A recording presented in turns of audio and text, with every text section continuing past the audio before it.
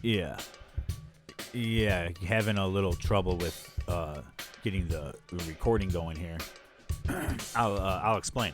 Of course, I'll explain. And I know you're thinking, oh shit, I just hit play on this fucking thing, and this guy's gonna launch into some shit like this. I wanted to hear a bit or a song or something. Well, sorry. Hang on a second, okay? So I worked, before I was gracing you with my glorious shit here. I was doing labor and different things like that for a majority of my life. Music and different things like that. But when I fully transitioned from female to male, I noticed that my eyes now. When I fully transitioned from labor to working on a computer, writing, and all the shit I do now, I started noticing my eyes, of course, and it's the natural fucking disintegration of your eyes with the screen, I guess, So I was sitting back the one night and I'm watching TV and I'm going, oh man, my TV sucks. This is fucking going. I'm gonna need a new TV. Well, yeah, this thing's about 8-10 years old. Yeah, it's probably time for a new TV.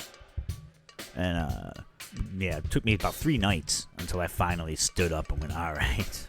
Like after 3 nights though, because I'm working on my computer, people, I'm hovering over it, But I'm just like, that's normal. My back, I did a lot of stone work. I got stretched the back, so I'm just, I was literally telling myself these things. My TV's going. I'm fine hunching in front of the computer. My spine hurts. It's got nothing to do with that. I can't see the screen. So anyway, I finally fucking wrapped my mind around it and sucked it up and went and got glasses. My father actually had to buy them for me as a Christmas present because I probably wasn't going to do it. It's sad, man. So thanks, Dad. But these things, do people get used to them? Because this is years ago, and it's been a few years, and I'm used to them. But when a headset on, I can't. The pinching between my ears and the back of my head, I always gotta lift them on an angle. I'm like, is this what people do? But then I have an abnormally big head. I do. If you know me, you know that. When I was a kid, my nickname was Light Bulb Head. My one cousin called me that. I wanted to say nickname, but my one cousin, I don't know where he is now. He's living in the street or something. So hey, well, at least Light Bulb Head's doing a little better than that. This welcome to Light Bulb Head's revenge on the Bill Mullane Show, people. Oh my good gosh damn, I gotta go. Oh my good gosh damn, no, I don't know. Oh my good gosh damn, I gotta go. Oh my good gosh damn, no, I don't know. Oh my, oh my, oh my, oh my, oh my, oh my. Welcome in episode 20 of the Bill Mullane Show. The point of that spiel that I gave was because I was having trouble seeing my computer, and I go, my glasses on, But like I was saying, it's not a surprise that my eyes were going from looking at screens all the time. And we are bombarded by screens constantly. And this is, hey, tune into the Bill Mullane Show this week. You're going to hear all about technology and how it's controlling our lives and running the show. Give you some real good tidbits there. Well, I think I can get into some good stuff on that. But moreover, I'm on my phone, of course, earlier, and having discussions, and I have been talking with someone what likes to discuss the theory of flat Earth. So if you have never entertained the idea, it's a fun theory. It goes into all sorts of really wild shit, But it's absolutely ridiculous. But it's also it's not, And that's the fun thing to talk about with something like that when people get lost in these things. It's fun. It's entertaining to ponder and think about it. And because what many people might not realize is that flat Earth theory itself, that kind of goes back to like the 1800s. Now, I'm not talking about how we thought the world was flat and then we discovered it was round, and then that was a consensus for really a very long time. And there's depictions of the globe back in, I think it goes back to the ancient Greece. I put it in the blog this week if anybody reads the Bill Mullane Show blog. So that it goes back thousands of years, the idea of a globe. And then in the late 1800s, some say I could speak more intelligently if I remembered the names, but some woman came up with this idea. Of course, it was a woman. Cut that. Of course, someone came up with this. They were on the 6 miles flat stretch of river, and they go, I don't see any curvature in this thing, so let's measure this. And they put forth a theory, an idea that the Earth is not actually round, that it's flat, and that this 6 mile creek here that runs perfectly straight and level and even gets to a spot where it stands still is perfectly straight. But it's not. It's not. They did all these. This guy came along who wasn't trying to disprove the theory. This guy came along and it was a contest. There was like a tournament thing or something. Like, I guess that's what I get to, because technology these days, I don't think we realize like what people did for fun in the 1800s, let alone in the 1,000 years ago. What people were doing for fun, mapping out the stars or the boat and measuring distances, putting together their area like a big puzzle, all sorts of stuff like that. I'm sure I was probably doing something like that in another life. Maybe I'm Galileo. But anyway, maybe I'm probably some French explorer. So I was which French explorer had the biggest head and like maybe didn't make sense, probably died of cirrhosis at 22. Anyway, so they put on one of the things they did in the late 1800s, they put on a show kind of thing. It was like a reward, and this guy won by proving that atmospheric refraction exists, which is the light bending and along with the pressure in the air. And if you get down real low, the way it bends, it causes an illusion that can make something look like it's going straight when it's actually curving. But it kind of rises as the pressure builds and the light bends. Something like that, This is why I said, listen, people, I didn't get my recording started today because I forgot I didn't have my glasses on. So don't look to me for the answers on how this is conducted. Okay, you can Google that. But the point is, I know that these things are learnable. They're understandable. You can learn them. You can study them, and this guy proved that the Earth has a curve, and then they go, well, no, it doesn't, because I think the guy wanted the prize money, and then it just built from there, and they keep going back to it and trying to prove that it's flat, and then that somewhere out of there, though, is what I wanted to discuss, because that's where it built into this thing of, they're lying to you, and there's a cover-up going on, and that's really the more concerning thing, and the whole point of why anyone believes in flat Earth to begin with is because it doesn't have anything to do with the Earth actually being flat. Like, they don't care, probably, I would assume. These people that really believe in this stuff, they don't care that the Earth is actually flat. We live in a pond surrounded by Antarctica, or if we are living on a rock glued to the center of it. Either idea is ridiculous.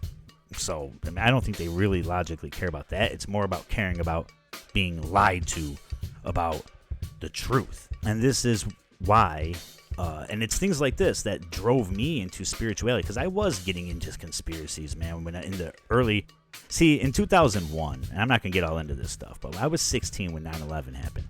I was immediately like, let's go murder all the terrorists. How dare you fuck with this country, you son of a bitch. You know, and I was all ready to go get guns and stuff. I was also a doped out teenager, but I was all ready to go kill terrorists, you know, for a short while. And then it got all into, you know, the stuff with when we went in, you know, the WMDs, and that was all a lie. When that was like, wait, what? So that like, what? Why are we going to kill Osama, or you know, what's his name, Saddam Hussein? And then it was like, okay, so then that's where I'll stop with that. But you start searching down that road into why the U.S. goes to war. And why, and terrorism in general, and everything, and all the atrocities around the world that all very real and exist. I mean, I'm not putting forth any conspiracies of anything. You know, they all exist though. Everything exists. That's what the understanding comes to. That's all. Studying that stuff is what drove me to find that there's parallel dimensions and realities, because that comes in from. What is this? The Skull and Bones and the Freemasons and all these you know, the shadow government and these secret societies all around the world, Bohemian Grove, and you know, this 200-foot stone owl. They're sacrificing bodies to it. You know, they're killing babies under the Vatican and all this. Like, why? What is all this going toward? What is this for? And then it comes, what is the secret? And that was what I wanted to find out. So I dove into that, and that kind of led me to the understanding of, right, and I grew up seeing paranormal stuff, already open to so much of, there's so much more to this world than we think. You know, you're not just here to just walk around and go to work and go have a baby and get married and whatever, you know, and just do the shit that you think you're supposed to just do. You know, there's so much more to life than that. And, I mean, I had out-of-body experiences, one on mushrooms, and you can say, oh, well, you were just on drugs, but anybody who's stood outside of their body and watched people from another perspective larger than themselves, encompassing the universe, and had that feeling knows, like, this ain't just a trick of the mind, dude. So anyway, point is, there's a lot more to the world than most people or a lot of us believe and all that. So your reality, in a sense, is a lie. And it's also everything. All possibilities are real. Everything is real. There are shadow governments, and there's craziness like that all over the world. And there's also peace and love and togetherness, and a world that is experiencing nothing but unity. There's also all of that. So what are you choosing? What do you want to experience? It's up to you to decide what reality is relevant to you. Why, you know, so that's what this leads me into. And I think Flat Earth is just another distraction, in a sense. It's just another way of keeping yourself grounded to the idea that there's only one reality, that there's only one world. When the truth is, there are infinite worlds to choose from. And you can just feel that in your gut. You know that if you meditate on it, study it, focus on it, think about it deeply. Deeply think about that. Don't just go, oh, yes, there's multiple worlds, but it doesn't really make sense. When you really begin to breathe it in and feel and think about that, you get to a place where you can see it. You can see how it's structured. You can see how the world is. I picture it round, but I guess you can picture a big pancake or something. But picture it vibrating and moving out and breathing in of itself and just shifting at an infinite rate, and you are a piece of it, and you are all creating different ones, and everyone is experiencing it together, and it's magnificent, and it's insane, and it's beautiful, and it's awe-inspiring. And it's marveling. You marvel at it. There's no logical explanation. You're not going to come up with that. I don't care how much you measure the planet. Go ahead and measure the planet. Like, you know, it's not going to make much of a difference in your reality. I mean, it will, I guess. Whatever's relevant for you. I'm not going to sit here and tell you what you need to believe in. If you want to believe the world is one way, go ahead. It's not up to me to judge your experience, just as it's not up to you to judge anyone else's. Don't judge people because you have no idea what their spirit theme is, what they came to this world to do, what their spiritual growth needs. And you just have to trust in the idea that it's all happening right now, have faith in that, and that it's an orchestration. It's all happening together.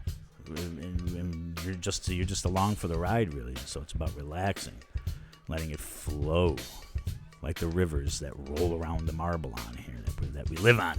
You bunch of fucking flat earth nutbags. People, I'm joking. I just don't, like, come on, man. Because, like, I do think that the earth was, and this, I can't prove anything I talk about, but this, you know, I mean, I think, like, the planets themselves, that's a whole separate, you know, kind of separate reflection of existence itself. We choose a planet to have experiences on, and certain planets mean certain things and have opportunities for different experiences. Earth is a realm of polarity. We come here to experience polarity, and so what better polarity as well than people thinking the earth is round and people thinking it's flat. Like, yeah, sure, you know, red versus blue politics, man. We're coming up, it's politics season. It's politics season, right along with Halloween. Get the politic out of your ass. You know, it's a tick sucking on your ass. You got to deal with that one. Nice. You see, more division. It's polarity. Enjoy it. Embrace it. Politics can be fun if you use it that way. Go ahead and be like, you know, have fun with it. Yeah. Hey, no, I think it's this way. No, it's this way. It's actually both ways. But you can fight about it, you know, mudsling. Just don't get too serious. Don't shoot each other over. That's when it gets rough. That's when it gets rough. But anyway, man, it's all a distraction. The stuff they feed you, everything that you know, it's when it comes down to buying into these different ideas, it's really just one distraction after another. It's all a big kind of game of look at this, look at that, all over the internet. You know, that's why I wrote this little ditty. I call it look at this, look at that. I hate it, man.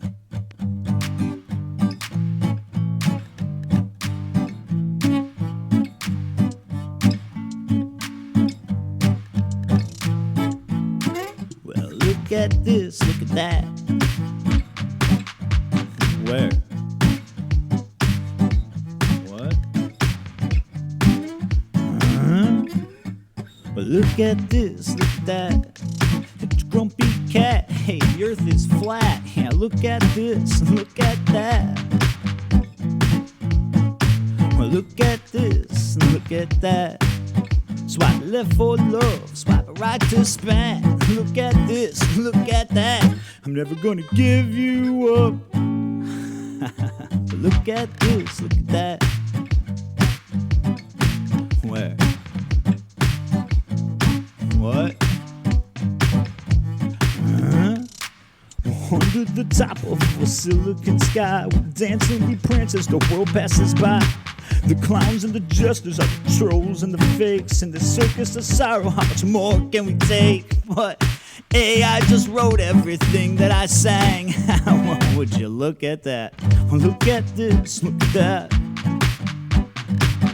Where? What? Look at this, look at that. It's a grumpy cat. Hey, the earth is flat. Yeah, look at this, look at that. Look at this, look at that.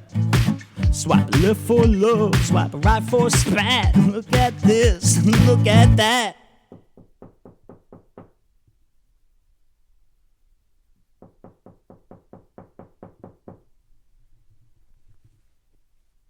Well, what, boy? Daddy, I said, well, what? Daddy, I'm just wondering if you plan on paying the electric bill. What business is it of yours, boy? Well, Daddy, the Buffalo Bills are playing the Jacksonville Jaguars today. I so wanted to watch the game, Daddy. Come it, boy. Alright, tell ya. You know your no good mum ran off with that man looked just like Trevor Lawrence. But Daddy... But nothing, boy. What you gotta do, grow your hair nice and long too now, just don't rub it in me face. But, Daddy, no, I just wanted to watch the Jacksonville Jaguars game. I love American football, Daddy, oh please. You keep up that attitude, boy, you're gonna be sleeping on the street. You'll get all the electric you want out in the yard. But Daddy, no. Get out of my house, boy! Go sleep in the street!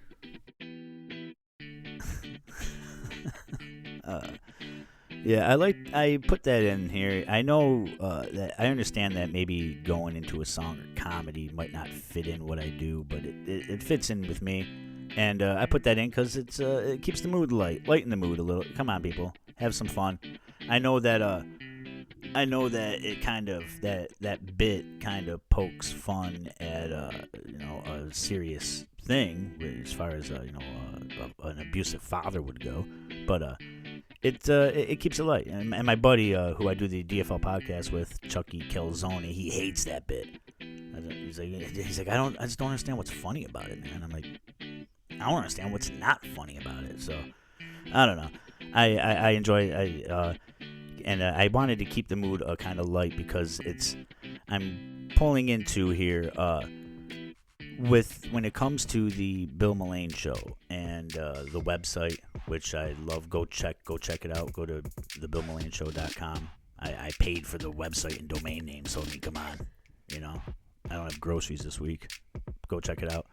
On the website, you'll see, and if you've been listening to the show, there's the Aligning the Beyond segment, but my brother who's working on a Brothers Macabre with me, he looks at the website. He brings up a great point. He says, you should, you tell the clown box story on Aligning the Beyond thing. That should be part of, this.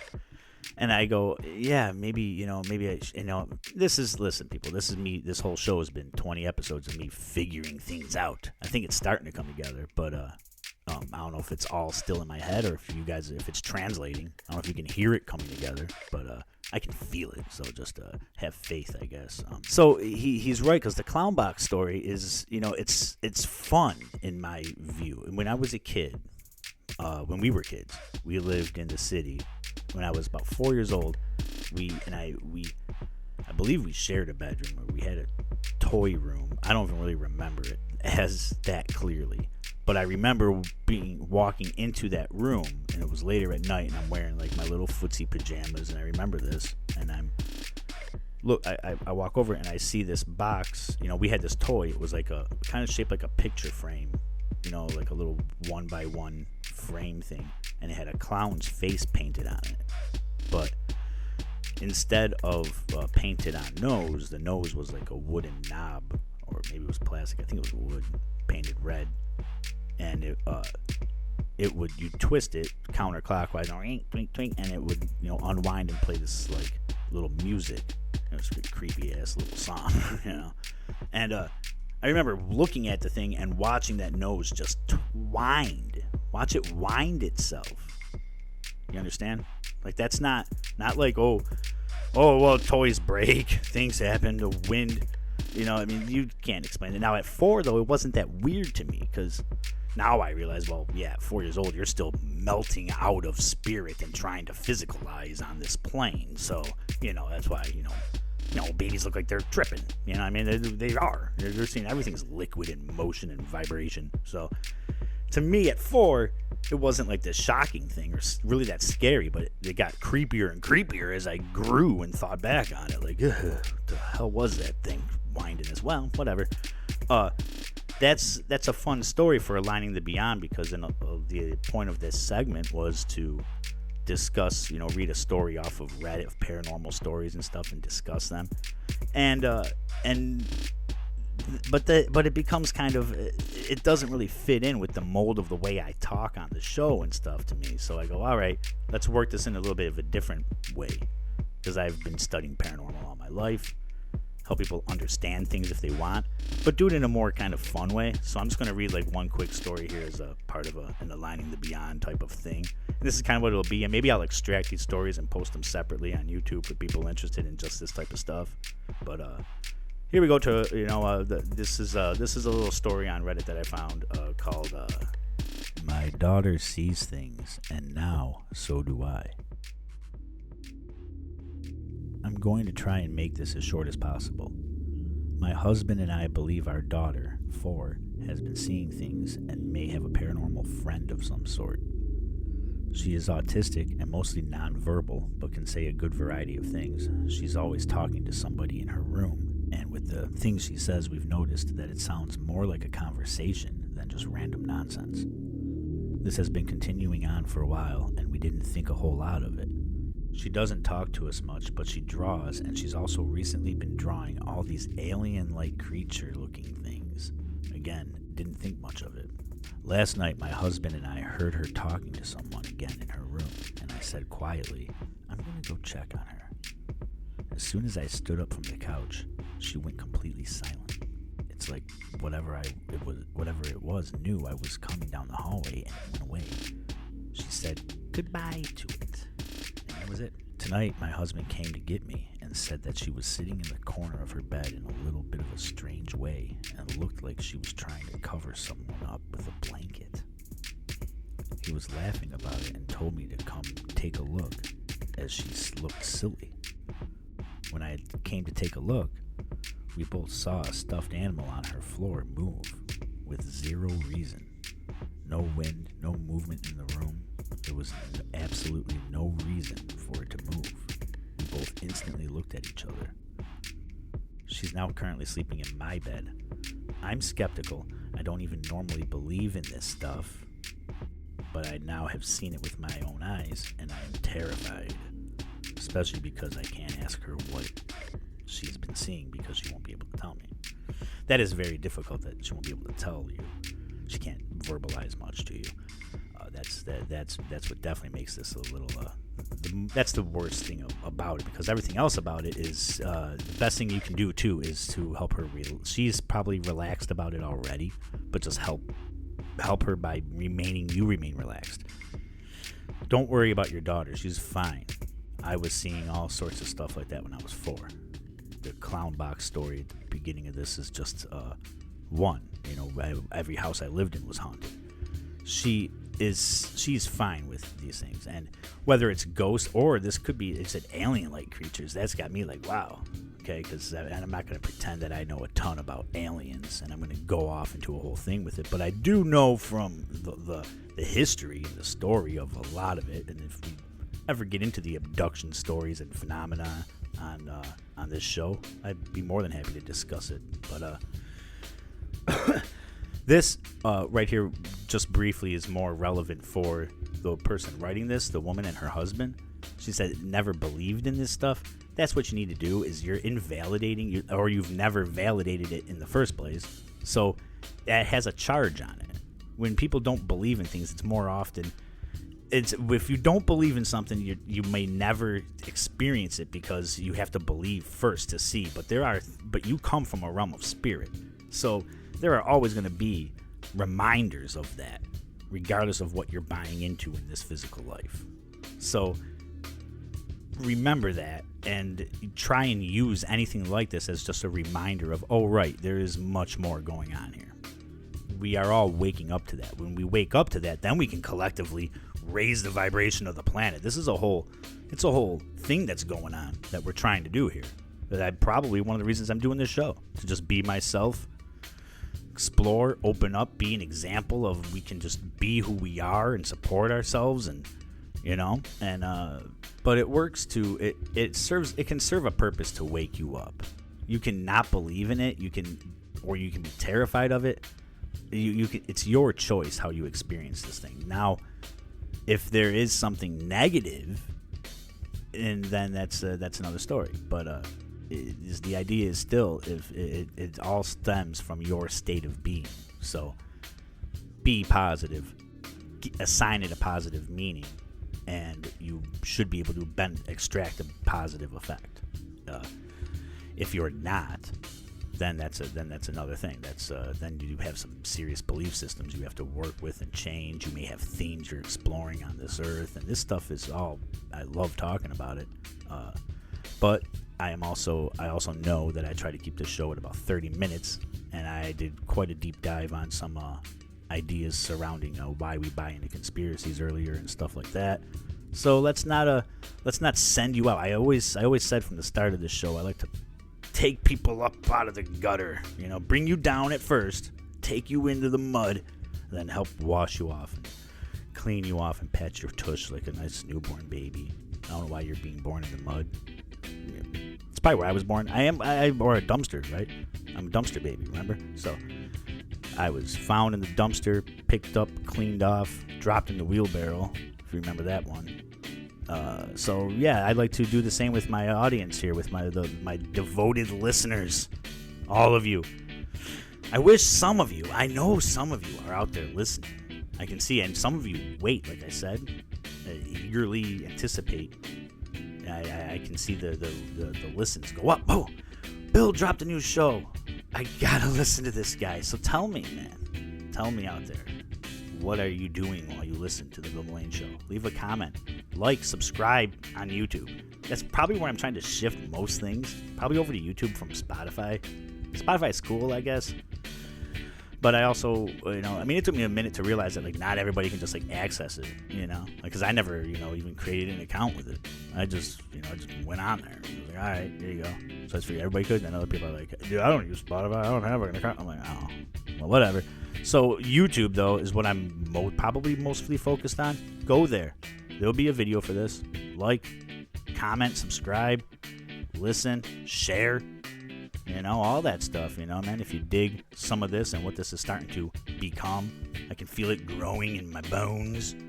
Happy Friday, people. Go live your life. Have a merry old weekend, and I will see you next week.